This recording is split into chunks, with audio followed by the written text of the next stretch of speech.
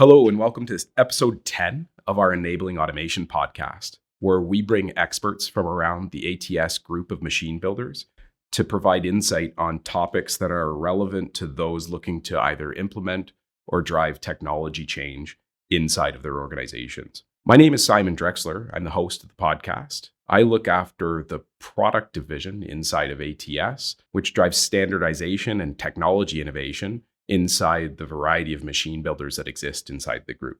I've been a part of the industry for about 15 years in a variety of different roles, as well as a variety of different company sizes, startups, and large enterprises. We have a really interesting topic today for our finale of season 2, which is women in manufacturing. And we're very fortunate to be joined by two experts inside the ATS group on this topic, Barb Willoughby and Sarita Dankner. Barb, can you give an introduction to the listener base, please? Certainly, and thank you very much for having me here today. I'm Barb Willoughby. I'm the Director of Operations for the products group within the ATS group of companies. Been with the organization for 8 years. Currently kind of work within the our ERG, Employee Resource Group, ATS Professional Women's Network, which I sit on the steering committee. And then I also support through the Canadian Manufacturers and Exports Organization on their Women in Manufacturing Peer Council. So glad to be here. Thank you for joining us. And Sarita, how about yourself? Thanks for having me as well.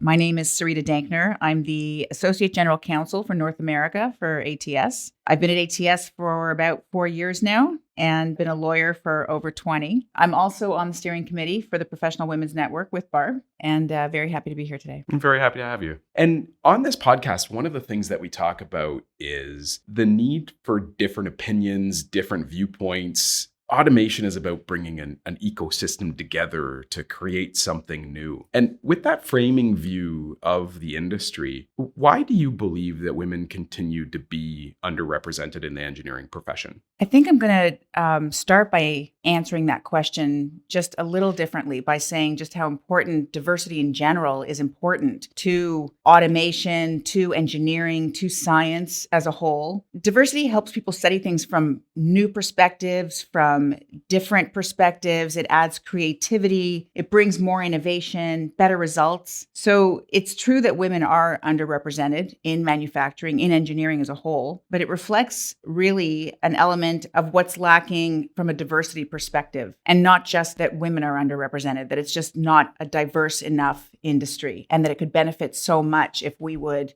really focus on trying to make it more diverse. I see what you're saying. So the metric of women in manufacturing is sort of a proxy for diversity as a whole. Absolutely. And creating more diversity across the industry is really the target. Absolutely. I mean, women have so much to bring, but so do all sorts of other underrepresented groups into engineering and manufacturing. And Barb, would you be able to drive, is there a couple of reasons or a couple of things that you believe drive that in the manufacturing industry today? It's a good question. I think it's one that's, people have been trying to answer for many years. I think a lot of it stems back to, how we are raised, how we're kind of socialized, how we're brought up.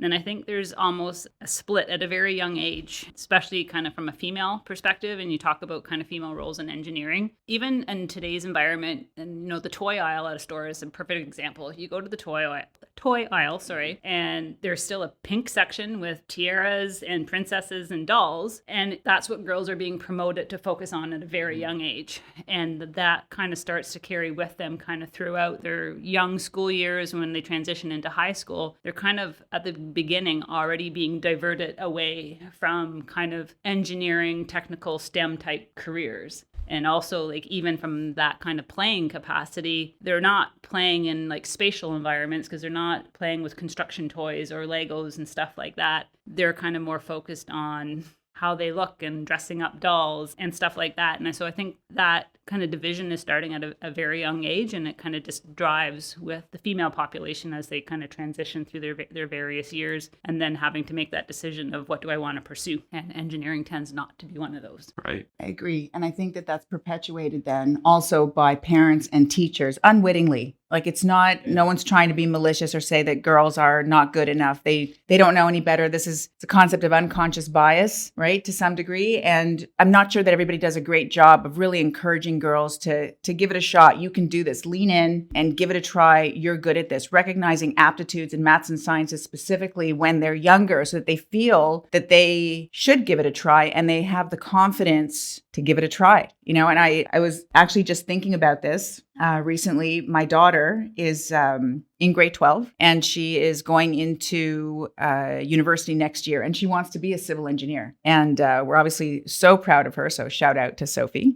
But just wanted to say that I thought about how she got here. And, you know, she's very accomplished and she's very confident in her ability. But how did she get there and why is she potentially different than maybe some other girls in the tracks that they've chosen? And a lot of it, you know, I'd like to think that her parents, you know, her father and I had something to do with it, but her teachers especially, I can think of a couple specifically who were really supportive of her from a very, very young age and recognized how good she was, the proficiency that she had in those subjects, and said to us, said to her, keep trying, keep going, you're doing great, this is awesome, and really gave her the confidence to move forward and advance herself in those areas. And I think that doesn't happen enough, and we need to be more conscious of that and really actively pursue that with the younger generation. This conversation resonates so strongly with me. I am a father as well. I have an 8-year-old daughter and a 6-year-old son at home. To hear that there's change inside of the school system is really encouraging for me to make sure that all opportunities are available to the younger generation, mine and others. And is that an accurate statement that you've actually seen a change in trend in some of the younger versions or younger education where there's more encouragement? I think there is a trend. It's been a slow trend, but there's a lot.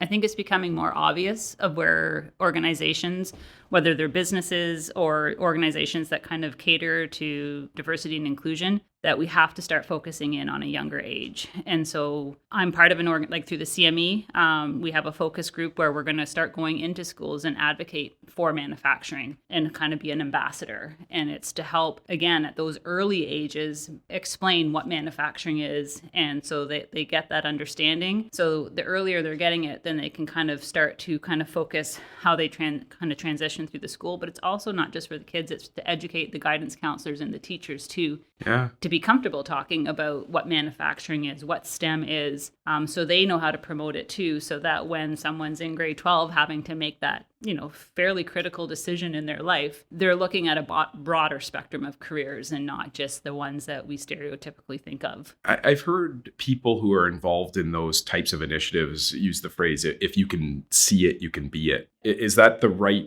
approach to those types of initiatives? I think so. And I also think conversely, not to approach it negatively, but if you can't see it, you can't be it. So young women need those role models. They need to see, women in leadership and women in engineering and women in these professional fields. And this does also translate outside of engineering and manufacturing and science as well, in all professions, really. You need to see you need to see what you want to be in order to become it, and to see that it's possible, to feel that it's possible. So if we're not advancing women in these leadership or senior roles so that the younger generation can see, I can do that. They did it, I can do it. If they don't see it, it may not even occur to them that they could do it. It's not just about the advancing though, it's also about the visibility. So I think there's an aspect that when women get themselves into those roles, they have to be a visible advocate. They can't just sit at their desk and say, yep, I made it to director or I made it to VP. They have to put themselves in a position where they visibly, the outside audience can see them. Absolutely. Yeah. Absolutely. Yeah. Right. And is that the role of the Professional Women's Network inside of organizations? And is that part of the importance of those types of resource groups? Yes. Yeah, it is. We started the Professional Women's Network at ATS, our first business resource group at ATS. And we were first and we were new. So we were still figuring out exactly who we wanted to be and where we fit. But we did know that we just wanted to support. We wanted to support women, make women feel heard and safe. They had a place to voice, how they felt, who they were amongst other people that cared to listen and cared to share, and ultimately wanting to make them, women at ATS, feel elevated and empowered. That's our goal. At the very least, we are a group of women who are, I think, really strongly supportive of each other and continue to try to open up this conversation, exactly this kind of conversation, so that people are aware that there are people that are willing to listen and who care about it. I've become, through actually very fortunate dealings with Barb, a lot more aware of unconscious bias. And that's led me to want to drive these deeper conversations and more visibility to these types of topics, because like that unconscious bias piece, it resonates so strongly with me, because you can be doing things and you don't even know that are limiting others. And that's exactly what you don't want to do, because you want to drive for diversity of view. You want to drive diversity of opinion, because then that gives your best chance of success. No, I would agree. And I think if you kind of relate it back to kind of like women in engineering and kind of women in the STEM fields, when you look at a lot of the reports and a lot of the research, almost 85% of women who've entered either education, STEM education, or like STEM fields have felt that they've had some sort of discrimination against them. And that discrimination is in the result of an unconscious bias. And I would say a lot of the times it's not intentional, but it's what is causing them to really consider why are they in this field, because they're dealing with microaggressions that we had a great conversation about earlier today. And it's making them ask, why? Why am I putting myself in this situation? And so I think the whole notion of learning and understanding more about unconscious bias is something that we have to do as an organization, and what we need to do as individuals, so we can make sure that people feel equal. Yes. And if we go back, we tie this back to earlier in the conversation around why are women underrepresented in automation, in STEM, in engineering. We talked about when they're very young. We talked about when they're in high school and thinking about their, professional education decisions. But then there's the phase when they get into the workplace. And there can also, that's another deterrent, because even if they've made it that far, then it's another hurdle. It's a tough one. Sometimes, and it can be because of unconscious bias, it can feel like a very unwelcome corporate culture. And it doesn't feel like a very friendly, safe, inclusive place. And we, in the PWN, we talk a lot about not just inclusion, but belonging, right? So not everybody, it's very common to say diversity and inclusion, but inclusion isn't enough. You need to feel like you belong. And there's a phrasing that people use that helps me to understand the distinction. So if you think that diversity is like being invited to the party, inclusion is being asked to dance. Belonging is getting to choose the music from your playlist. So it means that you actually feel like you can be your full self when you're there. So just being brought in, inclusion is simply a behavior, but belonging is the emotional outcome if it's done properly. So to have women not just be in engineering or STEM, but stay in engineering or STEM, we need to create an environment for them that they'll want to stay in and that is welcoming. So, to Barb's point, there's all sorts of biases that we experience. Microaggressions are one form of them. There's something called affinity bias, which is our tendency to want to be around or to gravitate to people who are like us. So generally, like men who like sports will gravitate to men who like sports. And if there's a woman in the room who doesn't watch sports, then she's likely not going to feel like she can be part of that conversation. And she won't probably be invited to, the bar after work to watch the game. It's all those little things that make her feel she's not a part of things, really. She's got the job, but she doesn't feel like she belongs there. And then there's something called gender bias, which is the tendency to prefer one sex over another. And that means that in a lot of cases, men are getting promotions that women should be at least considered for, and they're not, or they're being included in projects or getting visibility into management that women are not because of this gender bias. And all of these are unconscious biases. To Barb's point before, most of them are not intentional. We don't know we're doing them. We all have biases. No one's immune from a bias. So it takes a very active and conscious effort to overcome these biases because they're built into all of us. Right, but I think we need to do it. You have to be intentional. You have to be intentional. Exactly. Thank you so much for joining today. The analogy, I feel like I'm learning so much. The analogy about being at the party will stick with me for a very long time. Talking about belonging, is there a best practice or an area of specific focus that you would share with the listener base of how you help to address or help to drive belonging inside of the workforce? I think there's an aspect of training and just education, like having transparent conversations about, biases or microaggressions and just like diversity and inclusion in general. But I also feel that allyship is just as important, if not more important. And allyship is about making the invisible visible, right? And so, and a lot of when you talk about gender inequality, it's that opposite gender who is becoming that ally for the person who is feeling or deemed invisible, and starting to work through like sponsorship and mentorship and just making the environment more supportive and also more accepting of differences and promoting those differences. And so it comes back to that word intentional. You take action, drive a support system to help people speak up, help people be visible, help create those opportunities. Exactly. And I think the more you talk about it and educate about it, it continues to open up the conversation even more broadly. It becomes part of the language as opposed to just this sort of interruption in your general day-to-day. It's part of the ordinary course. This is what we talk about. This is,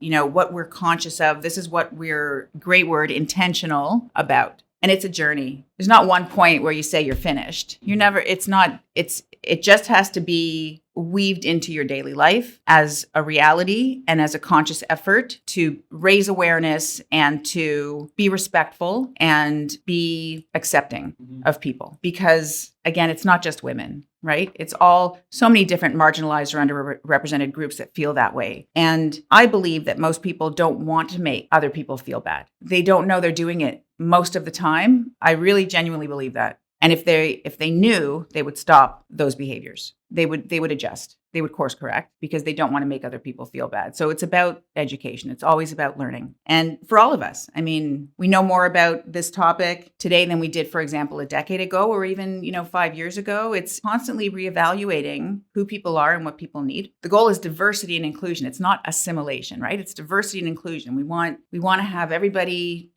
showing up as themselves and feeling comfortable to do so. But I think the conversation is becoming more and more important.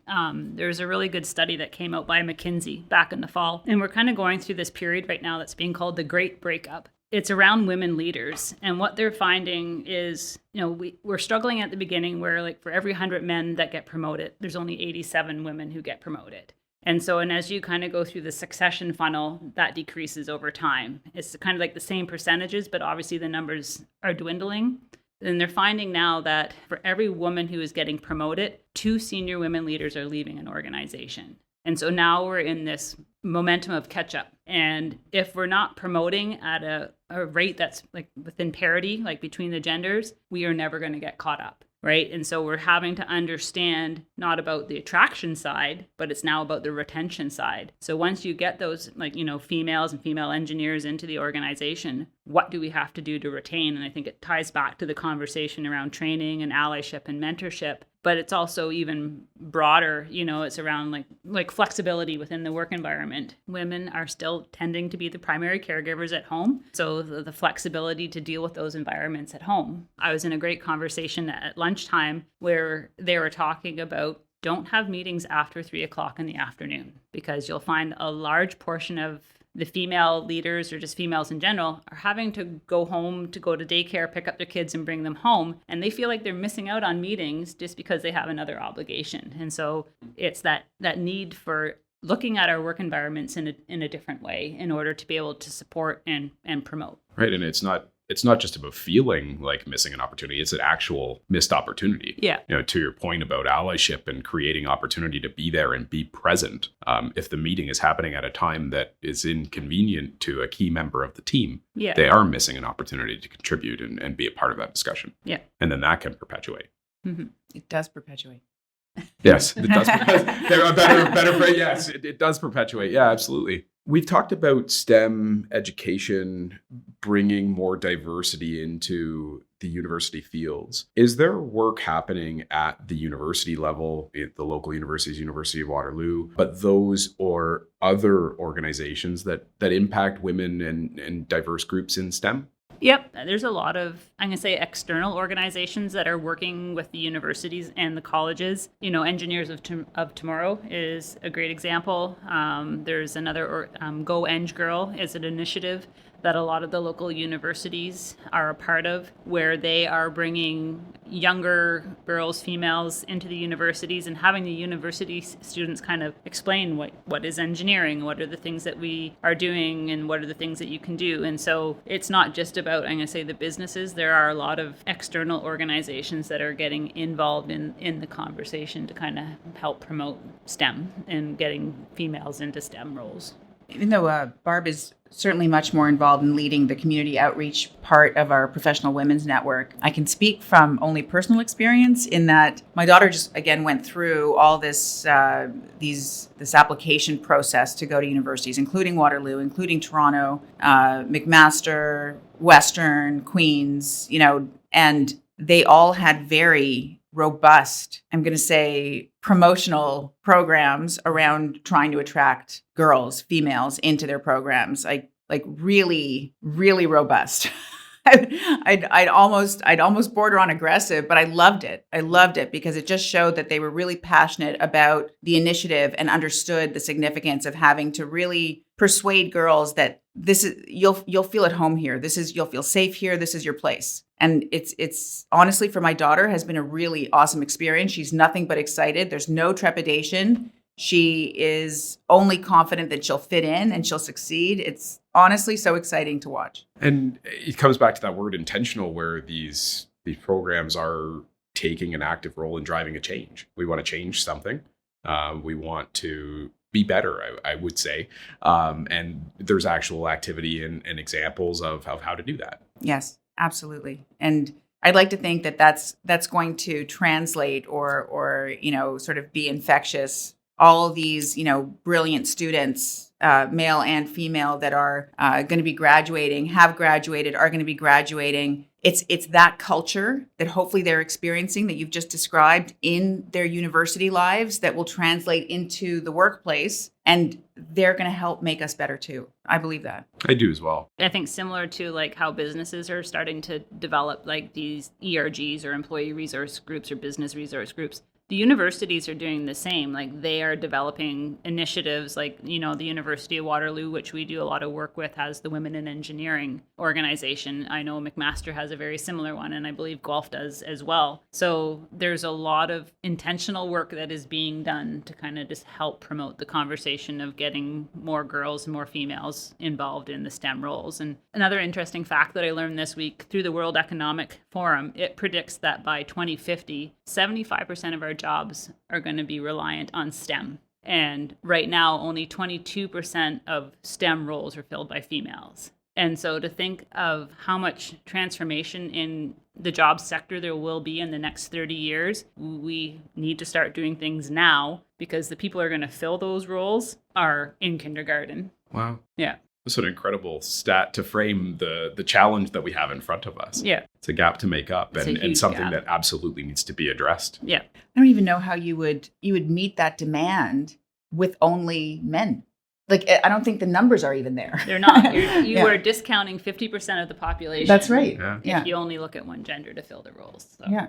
you have to look at the full population in order to support those type of targets. A lot of our listener base is small to medium-sized organizations. They're still looking to build their culture, build their business, scale their organization. And for those that this discussion has resonated with, where would you point them for resources to better understand the challenge and better understand approaches to driving belonging inside of their organizations? Yeah, so my immediate response, just because of my familiarity, is like, we have the Canadian Manufacturing and Exporters Organization here in Canada, who is doing a lot of work through their Women in Manufacturing pillar. So I think it's connecting with like-minded companies, right? And we have a lot of like-minded companies who are part of that organization. And so I think it's about consolidating or collaborating on the conversation, right? There's no one pioneer. Everyone's in the same situation. And so I think it's having those common conversations. And I think we have to do a better job of collaborating, not just within our organization, but among organizations, because it's that whole notion of strength in numbers. And so there are a lot of different entities and initiatives that are trying to tackle the same problem. But I think we would be able to do it much better if we were doing it together. And so organizations like the Canadian Manufacturers and Exporters allow that togetherness to happen, to allow that collaboration. And I think there's a lot more other entities out there that are similar, but it's the one that I'm most familiar with. Yeah, absolutely agree. And I would also add that there's tons of resources out there just to learn. Back to, the earlier point that we were talking about learning and education. There's so much out there where the resources are honestly limitless online.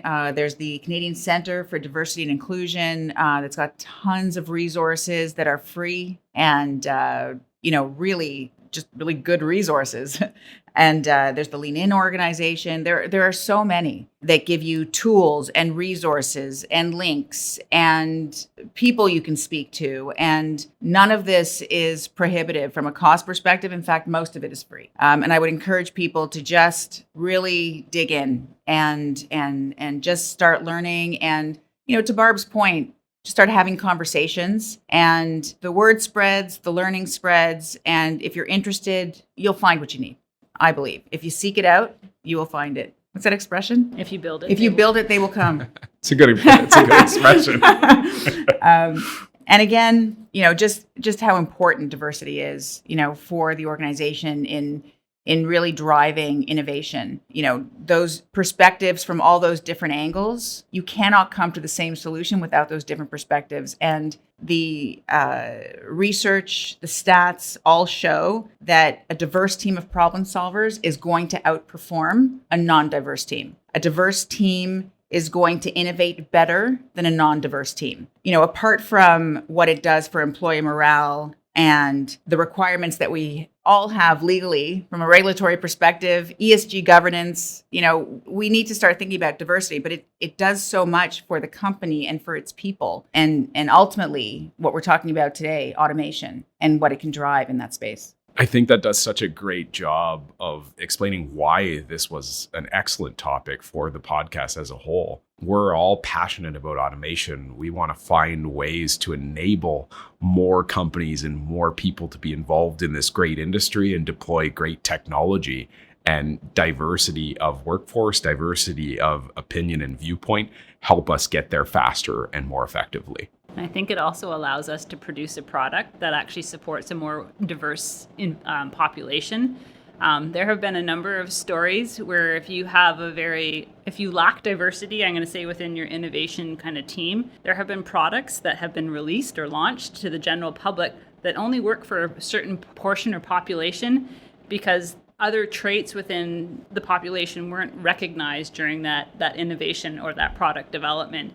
And you don't want to be the company that basically is going in with blinders on and doing a product design that supports only a portion of the population you're trying to attract versus the larger population. Yeah, exactly. You don't want to hard code bias into your design. I like that. Yeah, definitely not. Do you have an example of one of those products, Barb? I do. So one that I know you're familiar with, the hand dryer. And the team invented a hand dryer that only recognized white hands. And so when it was installed in places where there was color, the dryer didn't work because of the technology and how it was designed. And I'm making a large presumption here, but I'm presuming that the team who did the product design and product development were predominantly white engineers, white scientists. And again, very unintentional, but it's just they overlooked a portion of the population in their product design. That blows my mind. I did not know that. It's always blown my mind as well. It's an example that'll stick with me forever. It was actually some unconscious bias training that we were doing where that example came up and will resonate with me for the rest of my life. Me too. Barb, Sarita, thank you so much for joining the podcast today. What a fantastic conversation. I have to say that I've learned so much over the period of time that we've been chatting. Before we close out, is there any closing thought that you want to leave our listeners with? I think for me, it's like, I love the notion, and we talked about it, like, if you can't be me, if you can't see me, you can't be me. I think it's about how do you make things more visible? So it's around the allyship, it's around the sponsorship and mentorship, and it's going right back to the early stages of girls and of females. Like, it can't just start happening in the workplace. It has to start happening sooner. Agreed. I would echo that. And I would say it has to start happening sooner and it has to be sustained, period. And that's an effort. That's an active effort. I think this goes to Barb's point about, you don't just get a woman into the role. She has to be visible and there has to be action taken. This is a constant, active, intentional effort. It might feel overwhelming potentially for some organizations if they've not thought about it before or actively pursued it before, but it's really not that hard, nor is it rocket science. It's just about treating people with respect and allow them to be who they are and recognizing them for what they can bring. I think we've made progress. I think there's a lot more to be made, but I'm very excited about the direction we're going in. And I also want to thank you so much for having me today. It's been a great conversation. Really enjoyed it. Great. I'm happy that you enjoyed it as well. Can I add one final point? Of course. And I think like the effort that Sarita was describing, it can't just come from the females within the organization, or it has to come from everyone, because another great stat that came from the McKinsey study is one of the reasons women are leaving the organization is because they're feeling overworked. And in one of the areas where they're feeling that they're putting more work and effort in is spending time on conversations around diversity and inclusion, uniqueness, and belonging. The conversation is one-sided. And so in order for that burnout or being felt like they're overworked or they're the only ones driving the conversation has to be driven by everyone. It has to be a shared responsibility. And I think that's one of the things that, at least I'm really happy we've had the conversation today, because I hope for those that are listening, it helps you to open the conversation inside of your teams, inside of your organization, because it's a conversation that helps drive the organization forward. It's a conversation that helps bring diversity of viewpoint to the table and ultimately leads to a more successful project, a more successful culture, a more successful business. To our listener base, thank you very much for joining us today. I hope you found today's conversation informative and something that you can take back to your organization. This actually closes season 2 of our Enabling Automation podcast. So thank you for joining us for this season, and we look forward to bringing season 3 out soon.